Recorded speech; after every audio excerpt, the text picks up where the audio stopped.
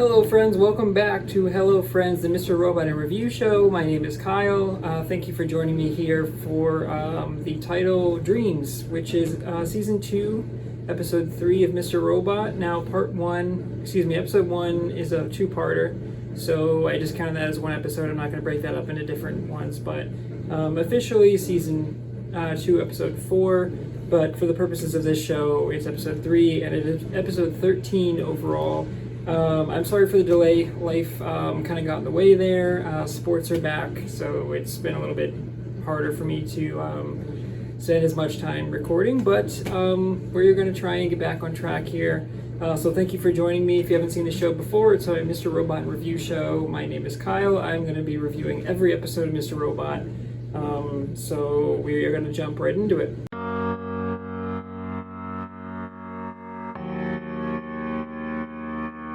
The plot is an illusion. Season 2, Episode 3. It opens up with a bang on Elliots' door, which we now see as kind of a theme in this series.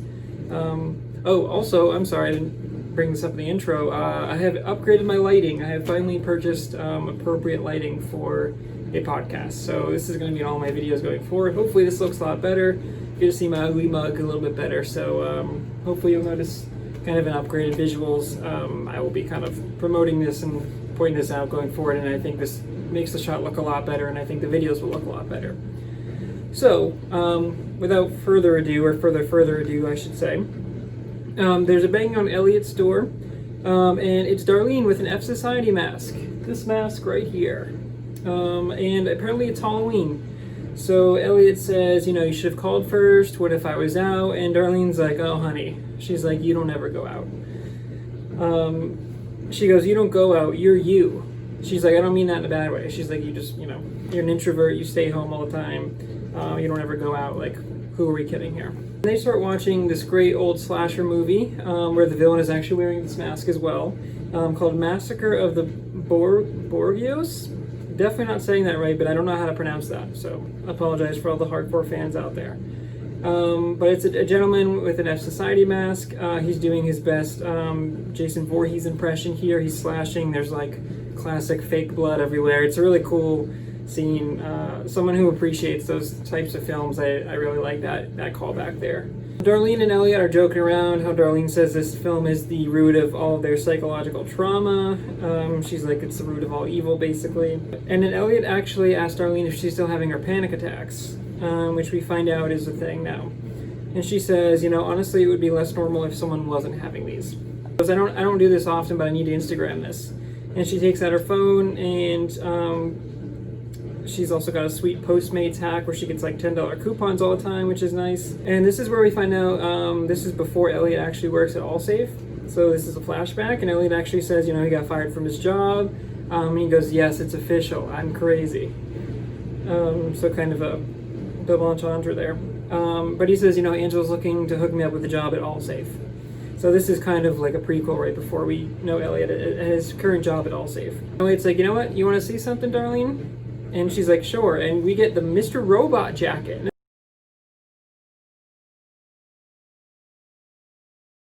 This is a badass jacket. It's like a bomber jacket almost. But Elliot gets that out of his closet. So this is really cool. Darlene says, wait, put this on too. And she hands him the mask. She said she got it like with the rental or whatever. I don't know how she actually got the mask, but it's like a joke at first, and obviously it's like iconic mask now. And this is a really, really cool scene because this is the first time that we see Elliot come up with the F Society hack idea. Like, this is Elliot kind of being Mr. Robot, being the mastermind. He goes over the whole thing. He's like, there will be backups, but he's like, we could take those out. He's like, the hard part wouldn't be doing the hack, it's afterwards. And Darlene's like, you're kind of freaking me out. She's like, is this something that you've actually thought about? And Elliot kind of takes the mask off. He looks down at the mask. There's like a long zoom in and a pause, and it's quiet, and then a big, loud, dramatic ensemble, like straight out of a horror movie, which is fitting. And then we get the Mr. Robot title card.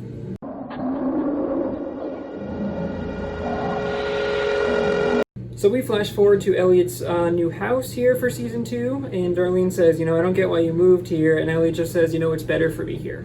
So we don't really know what that's about, but again, Elliot has moved on from his apartment. He's now in this like house. which is sort of almost like a haunted house. It's like very hollow and empty, but so is Elliot, so I guess it's fitting for his character. Darlene says, you know, we got something big planned for DC. And Elliot says, no. He's like, no more. He says, you know, my boss was killed. He says, we're on the other side of something we didn't sign up for. And Darlene's like, dude, you said it yourself. She's like, the hardest part would be after. And Elliot says, no. He goes, that wasn't me. That was him. And so, again, we're getting a glimpse into, it's not Elliot himself. It's Elliot's alter ego, or Mr. Robot, as we know in this case. He's the mastermind. He's doing it. Elliot's like, you know, when we get these parts where he's blacking out, Elliott's like, that wasn't me that was pulling the strings. It was Mr. Robot, or it was my alter ego, which we obviously will find out more about down the road. I'm going to try and prevent spoilers from anyone who's watching this for the first time. Elliott's talking to us, and he says, I know Darlene wants my help, but she isn't being honest.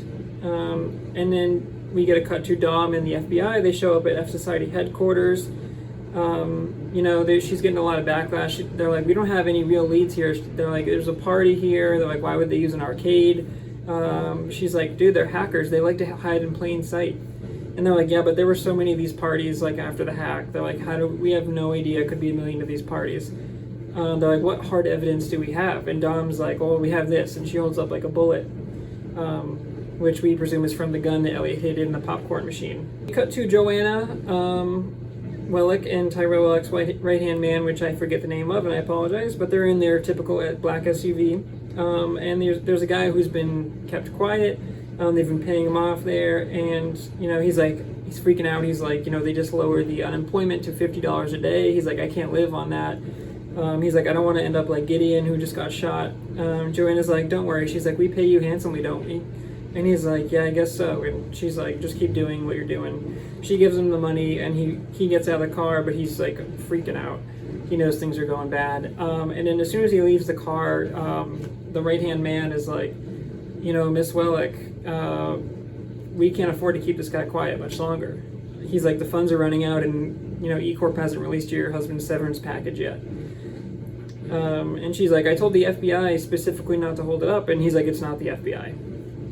So we'll get into more of that in a bit. There's a brief scene of Angela listening to some more of her brainwashing self-confidence music, where she's like, all of my dreams are coming true. And it's like, it's really good. It fits well into this universe. I just hate these scenes because Portia Doubleday, I think, does a great job as Angela. I just think that her character can be a little obnoxious sometimes, but that's just my personal opinion. So no knock on Portia at all. She does a great job as the role. The role is just like, she's clearly being brainwashed, and it fits into the big scheme of things. But the self-confidence audio is just, it's a weird bit. So just personally, I don't like it as much. But Angela is outside of the E-Corp building, and then another E-Corp exec is arrested. But we don't know who this is. It's kind of like a no-name guy, but clearly he's like brought out in handcuffs with the police, with a bunch of people chanting outside for E-Corp, kind of rallying against them. So we cut to Elliot and Ray playing chess. Ray asks Elliot, you know, do you know the definition of insanity? He's like, you need to learn from your mistakes. And he goes, you know what, Elliot, I want you to play chess with yourself. And Elliot's like, what's the point? And he's like, something's been on your mind since I met you. And he's like, and it burdens you. And Elliot says to us, no shit, it burdens me, but I'm trapped by it, aren't I? And that's when Ray tells Elliot, at some point you gotta stop talking to yourself and make sense of it. Elliot ponders the idea that he can talk to someone. He's like, you know, not even Krista knows that much. He's like, maybe I can open up to Ray. Maybe I can start telling him how I feel. And that's when Mr. Robot comes in, and he's like, don't tell him anything. Mr. Robot is like, I will swan dive off of the tallest building if you tell him a single thing. And Elliot's like, you know, Ray has a point. I can't hold this in any longer, all this pain. Mr. Robot says, you know, Elliot, I warn you, this is only going to lead to a road paved with your dead friends and family.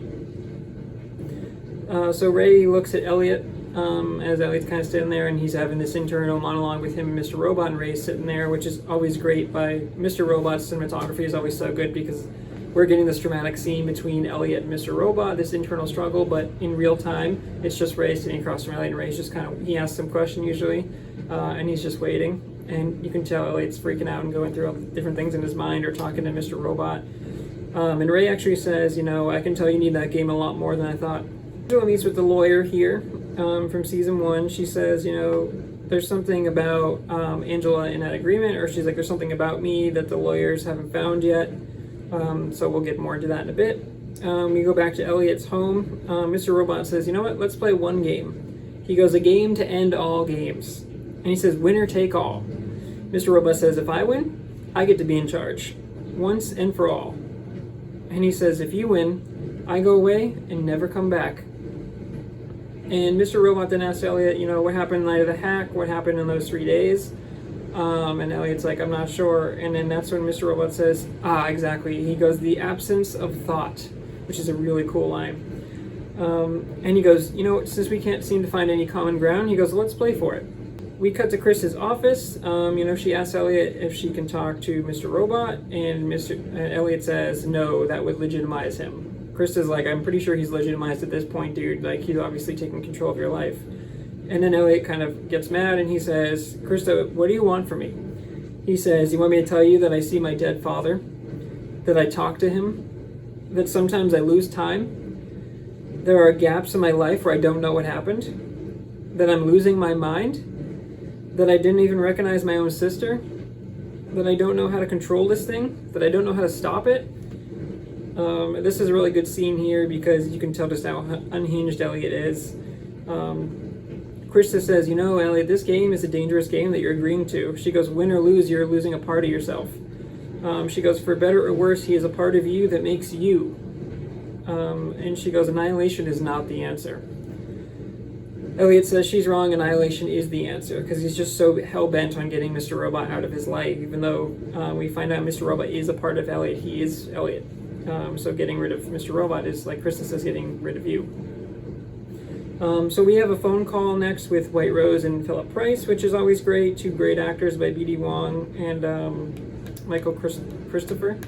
I hope I'm saying that right. Sorry, my memory's eluding me right now. They say closing the plant is not an option. And then we get the watch beep, as we always do from White Rose. And Philip Price says, he goes, how many minutes have you allotted for this phone call? And you can tell Philip Price is like, he doesn't want to play games. And White Rose is all about time. And White Rose is like, I'm in control. And Philip Price doesn't give, like, he doesn't put up with anyone's shit. So he's trying to be like, you know what, I'm trying to, like, discuss business with you, and you're, like, so strict on this schedule and the watch. And he's like, okay. He hears the watch beep. And he's like, dude, how much time did you leave me? How much time before I'm, like, you know, succumbing to your mercy? And it's like, I love Philip Price in all the scenes here, and it's fun to see like two powerhouses with White Rose and Philip Price kind of go at it. You know, he does say to White Rose, Philip says, you know, well, you may forget, well, Rome may have burned in a day, it wasn't built in one. It says, even if that's not something you want to hear, this will take time. And White Rose hangs up because White Rose is actually kind of rattled here. And he says to like his lover, his assistant, he says, he's such a fussy cat. Which I thought was great, like, because White Rose is always so composed, and like fussy cat is like the equivalent of like a swear word, or like White Rose coming unraveled here, and fussy cat is just funny anyway. So I like that bit. White Rose then does say we need to look into our stage 2 schedule to his assistant, and they say, you know, we need at least 6 months minimum for that. White Rose is shown like an investigation file into Dom, and then that's kind of seeing how Dark Army is looking into Dom, and Dom is looking into Dark Army and the hack, and they're starting to kind of butt heads there. Then we cut to Joanna showing up at Scott Knowles' home. She goes, you know, there seems to be a problem with my husband's severance package. She's like, I talked to HR and they can't release it yet. Scott Knowles says, well, you know, I have a problem too. He says, I can't seem to find the person who murdered my wife. And Joanna's like, touche. She's like, that's because it was my husband, and obviously you know that. Joanna says, you know, if you want, she goes, you know, I know what you want. She goes, you want my husband, and I want the money that I'm owed. So she says, you know what, I'll testify that my husband left the party alone that night. I didn't see him at home, and he didn't come home till the next day. She's like, I'll agree to that if you agree to release the severance package. She's like, I have a newborn baby at home. She's like, I need that money. And there's an awesome line where Scott walks up, and he's like, look, he doesn't give a shit about Joanna or Tyrell. He knows that Tyrell most likely did it, and he's like, he has this great line where he says, Tyrell Wellick's baby gets what it deserves, nothing. Because he holds all the power, and Joanna is tight on money, and the only way they can get that severance package is if Scott Knowles agrees to release it, and he hasn't done that because he knows that Tyrell, at least heavily suspects Tyrell is the one who killed her, because obviously Tyrell is now missing, which is not a good look for him. But interesting bit of power, because Joanna is such a powerful character and a strong character. For Scott to have the upper hand is really interesting dynamic to watch. So then we get a shot of Darlene, who is on the street there, and there's like a cool scene where she's like very obviously being followed by this dude in a suit. But then we start to think back of what Elliot said at the beginning of the episode, where this could just be one of her panic attacks, similar to how Elliot sees the Men in Black. She thinks that someone's like always following her. She bumps into Cisco wearing the F Society mask, and they meet at the Red Wheelbarrow, which is going to be a big thing going forward, but they don't get into it. We don't know this is Red Wheelbarrow right now. I mean, I know because of the interior, the red lights, but we don't get an outside shot of it yet, but this is cool. Good foreshadowing. And then they have public bathroom sex, and I was like, nothing like good, dirty public bathroom sex. But Cisco and Darlene just hooking up, trying to use each other for information, kind of, but they also just have a connection still. Mostly physical, but obviously they still care about each other.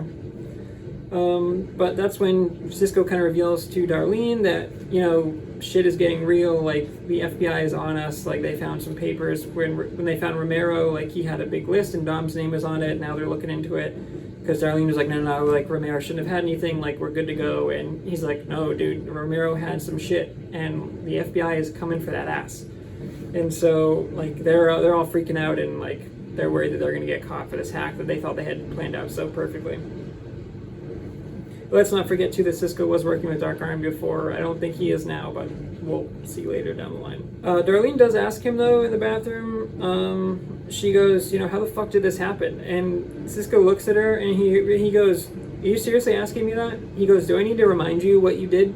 And I also had the same idea, a reaction where I was like, Darlene, you just hacked the world, dude. You just, like, trying to wipe away all the debt. Like, obviously people are going to be after you. So we cut to the diner where Elliot and Leon are having brunch here. Elliot's just staring at the chessboard, and Leon says, you know, you want to play? And Elliot says, no, it's not for you. And then Leon says, okay, well, what are you playing for then? And Elliot says, existence.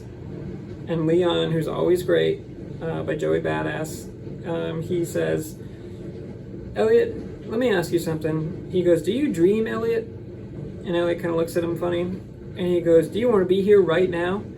He says, here I don't mean here like right here. I mean here in a cosmic sense, bro. He says, existence can be beautiful or it can be ugly. He goes, but that's on you. And Elliot says, how do I know which one is for me?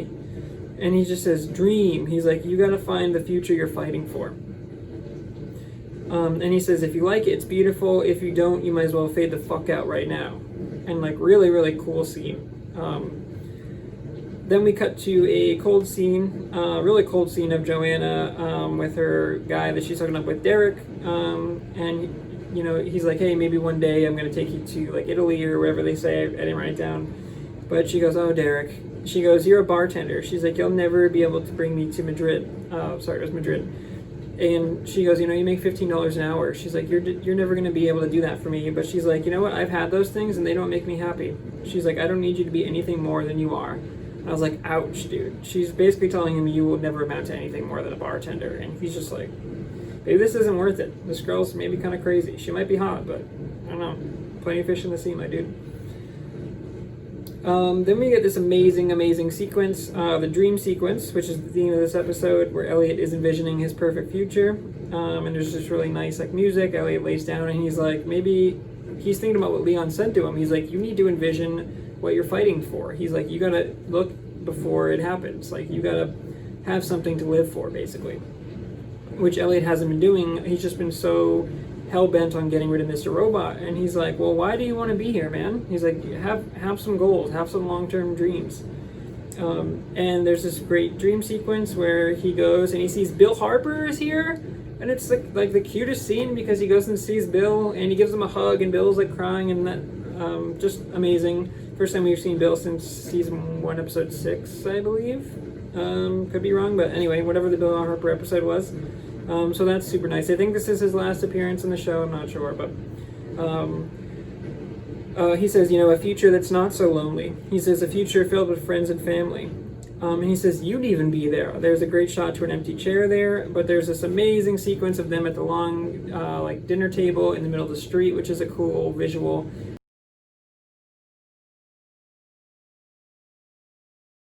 And then, a building in the background, crumbling, and they're all celebrating. I don't know if this is E-Corp or what's happening, but, Gideon's there, Bill is there, Darlene, everyone is there pretty much from the series so far. Really, really, really awesome segment. One of my favorite segments in the show, probably. You know what? That would be a world I've always wanted, and a world I would very much like to fight for. And this is a nice moment for Elliot, who's been struggling. And then we just get the chess battle between Elliot. So Elliot's figured out what he's fighting for, his future, what it's going to look like. And so Elliot and Mr. Robot meet in the park, and it's a pure battle of two opponents. They get a stalemate playing chess. And Elliot goes, okay, we need a winner, let's reset. Eventually they get 3 stalemates in a row, and they go 3 in a row. The odds of that are impossible. Mr. Robot says, it can't beat you and you can't beat me. Elliot says, we will always be at this impasse and you knew all along. Mr. Robot says, this was the only way to show you that fighting me is pointless. He says, no, we gotta go again. And Mr. Robot just clears the board, and he says, this is avoidance. He goes, I'm here for a reason. I want to help you, Elliot. Then we cut to Angela. She finds the flaw in the agreement. She meets in the parking lot with Philip Price about the Washington Township suit, if I can say that correctly.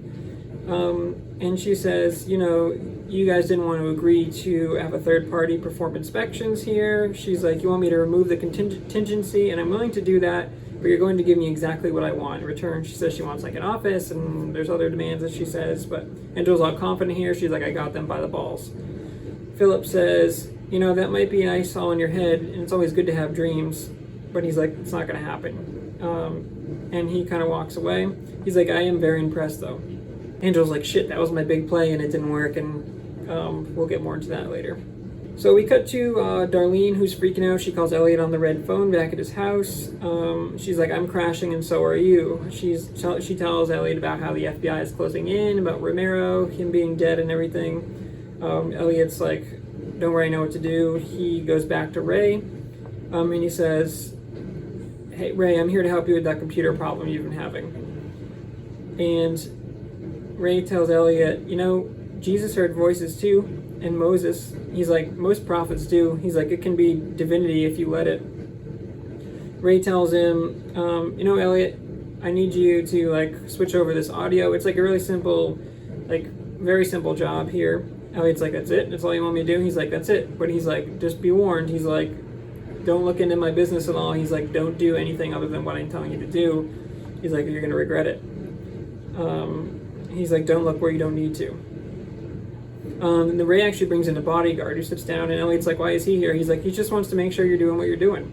And so we can tell something is up, and Ray is hiding something. He's not such a good dude like we've seen him so far in season 2.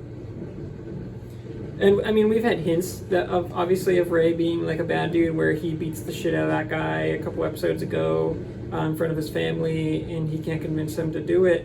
Where the guy mentions we got to bring the server back down. But yeah, basically Elliot is he needs access. I think when Darlene calls him, she's like, hey, we need to come up with an idea or come up with another hack or something to clear our names. Elliot's like, I don't have access right now. He's like, I don't have anything here. And that's where he actually goes to Ray, so he gets access to the computer. He starts messaging Darlene on the computer, and he says to us, I know, this is really scratching my itch. He's like, the part I need to ignore. But then he says, is Ray right? Should I listen to the voice? But Darlene's telling him, the feds found the arcade, Romero's dead, which we touched on earlier. Elliot says, all I know right now is that my sister is in trouble. Maybe this is how I fight for the future I want. The music builds, and Mr. Robot says, what exactly are you doing? Because he's standing over him, and Ray's left the room here. And then Elliot just says, I'm hacking the FBI. Cut to black.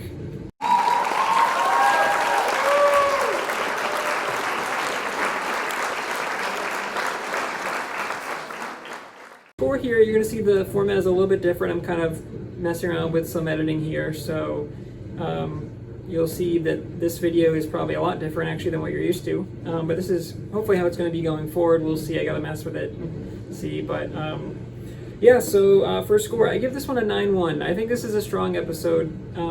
There's a lot of cool things. Things are kind of coming to a head here between the FBI closing in, the Dark Army getting nervous about the FBI. The Dom is kind of onto a lot of things here, and we can see, I think it was last episode where she shows up at the F Society headquarters, and she's like, wow, I was right in front of my eyes the whole time. And, you know, F Society thinks they're good to go, Dark Army thinks they're untouchable. The FBI kind of comes in and like mixes all that up, and Dom is pretty capable herself, and she's kind of starting to find the different threads here between Romero and Darlene and Elliot and Gideon and everything that's going on there. So there's a lot of pressure coming down. We see Elliot struggle with his alter egos here and his mental health, really, as we do pretty much throughout the series. But you can really just show how unhinged Elliot is here. He is, like I said previously, he's so determined to get rid of Mr. Robot, and Mr. Robot shows him here that, like, you can't get rid of me. We are the same. Like, it's impossible to fight me. He's like, just let me in and I can help you. And Mr. Robot has been trying to help Elliot this whole time, and Elliot is always pushing him away. And it's like, we're just trying to get Elliot to cooperate, and he doesn't want to let go. He doesn't want to lose control. We see that when he's writing in his journal where he says, I am in control, I am in control. And Mr. Robot's like, you can't fight this, dude. And he's like, I'm going to get through to you. So it's really cool to see Christian Slater continue as Mr. Robot and see him just be determined and just work and try to get breakthrough to Elliot to save him and get him out of the prison, like he says, the mental prison that he says, from like the very first season. So yeah, I think a good episode that kind of moves the plot along. We get Cisco in this episode. We see Darlene unraveling a little bit, which we haven't seen much of, especially after the hack. She was kind of the one in control and giving the orders. But we don't get Tyrell in this episode, but we do see Joanna and how she's running out of funds. So all of our main characters are kind of running into these different obstacles and these different walls, and it's really fascinating to see, because it's like, how are they going to get out of this, and how are they going to escape Dom, really, and get back to what they're doing best. And it's funny because a lot of our protagonists really feel like antagonists, but that's what makes the show so great. So I think 9-1 is a good score.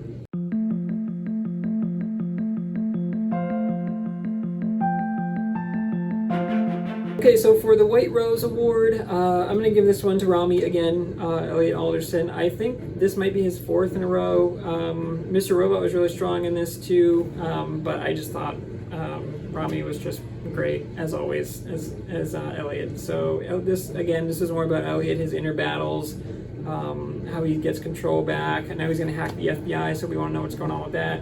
I think he had the most screen time, as he usually does, but I just think he stuck out the most between just everything that's going on in his head. And it's really just like sad to see how much he is struggling, and we're hoping that he'll stop pushing away Mr. Robot, and hopefully they can kind of move forward and start working together and solve Elliot's sort of mental issues there and his problems. Okay, so that's it. So thank you for watching. Again, I'm going to try and make these a little bit shorter. I don't know how long this is going to be. I'll try and cut it down, but I'm going to try and do back-to-back episodes here, and so hopefully I can release those at the same time, and we'll get back on schedule every Saturday, hopefully dropping a new episode. So again, I apologize for the delay, but thank you guys so much for joining me on this journey, rewatching. It's been so fun. I've had such a fun time and a blast doing this. So please subscribe to the channel if you can. I'm still working on changing my YouTube name, because right now it's just a whole big mess, and you need 100 subscribers to change that. So I think I'm at like 16. So I got a ways to go.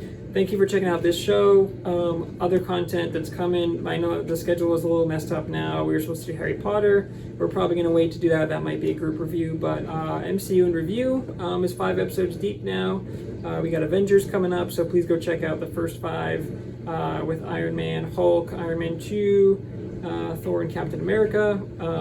We've had a blast doing that. That's me and a couple buddies. But yeah, I'm not going to self-promote too much more here. But again, thank you so much, guys, for joining me. And until next time, goodbye, friend.